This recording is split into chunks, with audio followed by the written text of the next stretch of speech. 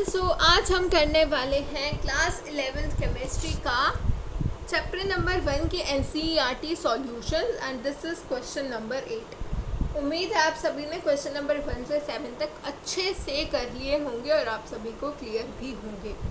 सो ये क्वेश्चन क्या कह रहा है कि 100 ग्राम कॉपर सल्फेट में कितनी अमाउंट ऑफ कॉपर प्रेजेंट होगा। सो कॉपर सल्फेट की अगर हम बात करें, देखिए इस टाइप के क्वेश्चंस के लिए जो भी हमें यहाँ पर कंपाउंड वगैरह जो दे रखे हैं जिसमें हमें निकालना है कि वो पर्टिकुलर चीज़ कितनी प्रेजेंट होगी, उसके लिए फ़र्स्ट ऑफ ऑल हम मोल्स की टर्म्स में बात करते हैं। ठीक है, मोल्स की टर्म्स में हम बात करते हैं। सो यहाँ अगर हम बात करें तो हमें दोनों के मोल्स पता होने चाहिए, यानी कि 1 मोल कॉपर में कितना ग्राम्स प्रेजेंट होंगे, क्योंकि यहाँ हमें अमाउंट पूछी है। ठीक है, मोल्स के टर्म्स में नहीं पूछा, हमें ग्राम्स के टर्म्स में मास की फॉर्म में बताना है। क्लियर है? सो यहाँ कॉपर का मास हमें पता होना चाहिए, प्लस कॉपर सल्फेट का मास भी पता होना चाहिए। सो चलिए निकालते हैं। कॉपर का मास, जो एटॉमिक मास होता है कॉपर का, दैट इज 63.5 ग्राम्स। और कॉपर सल्फेट की अगर हम बात करें तो वो हम इजीली निकाल सकते हैं, क्योंकि हमने क्वेश्चन नंबर 2 में इस तरीके के क्वेश्चंस की प्रैक्टिस करी थी। सो कॉपर के कितने एटम प्रेजेंट है ये मेंशन करेंगे। कॉपर के 1 एटम प्रेजेंट है। ठीक है, और अगर मैं बात करूँ, अगर हम बात करें सल्फ़र की, तो सल्फ़र के कितने प्रेजेंट हैं 1। एंड यहीं पर अगर हम बात करें ऑक्सीजन की, तो ऑक्सीजन के 4 एटम्स प्रेजेंट हैं। क्लियर है सभी को? सो इसी तरीके से अब इन पर्टिकुलर के जो एटॉमिक मास है, अब हम आसानी से उनसे मल्टीप्लाई करके क्या निकाल सकते हैं, मोलर मास निकाल सकते हैं CuSO4 का, कॉपर सल्फेट का। So molar mass of copper sulphate is 63.5, जो कि कॉपर का मास है। 32 that is the mass of sulphur, and 4 × 16 mass of oxygen, and multiply by 4 क्यों किया, क्योंकि यहाँ पर 4 ऑक्सीजन एटम्स प्रेजेंट हैं। ठीक है, सो 4 × 16 इज 16 4 जा 64। सो सभी को ऐड कर देंगे तो फाइनली आंसर मिलेगा 159.5 ग्राम्स। अब हमें निकालना है कॉपर की अमाउंट। कॉपर की अमाउंट निकालने के लिए अब हमें क्या करना होगा, हमें रिक्वायरमेंट है कॉपर की अमाउंट निकालने के लिए कि अब इस मोलर मास में कितनी अमाउंट ऑफ कॉपर है। सो 1 मोल, यानी कि अगर हम 159.5 ग्राम्स की अगर हम बात करें, सो 1 मोल कॉपर सल्फेट हो गया।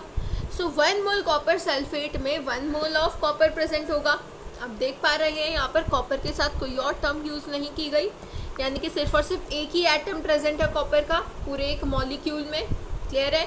सो 1 मोल का जो मास है that is 159.5 gram CuSO4 that contain 63.5 grams of copper. So I hope this is clear to you कि ये कैसे आया।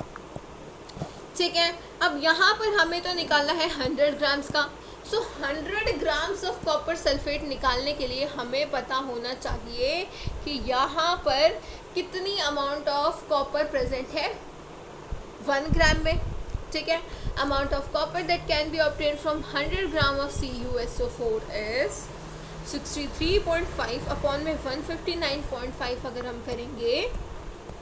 ठीक है, जैसे कि यहाँ पर समझिए हमें क्या पता है, हमें पता है कि 159.5 ग्राम जो है, 159.5 grams copper sulphate contains 63.5 grams of copper.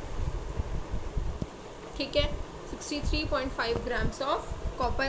Clear है सभी को? अब यहीं पर अगर हम और डिटेल में चलें तो यहाँ आप देख सकते हो कि अगर हमें 1 ग्राम CuSO4 का निकालना है, सो 1 ग्राम CuSO4 कंटेन 63.5 इंटू में अपॉन में 159.5 ग्राम। ठीक है, ये क्या आ गया हमारे 1 ग्राम CuSO4 का आंसर आ गया। अब यहीं पर हमें तो निकालना है 100 ग्राम्स के लिए। सो 100 ग्राम्स के लिए हम लिख सकते हैं 63.5 अपॉन में 159.5 इंटू में 100। So this will be the result for 100 gram of CuSO4। So 100 gram CuSO4 में हमें मिलेंगे 39.81 ग्राम्स ऑफ कॉपर। क्लियर है? सो आई होप कि आपको ये क्वेश्चन भी अच्छे से क्लियर हो गया है। अब मिलते हैं नेक्स्ट क्वेश्चन में, but in the next video. So till then take care and keep revising.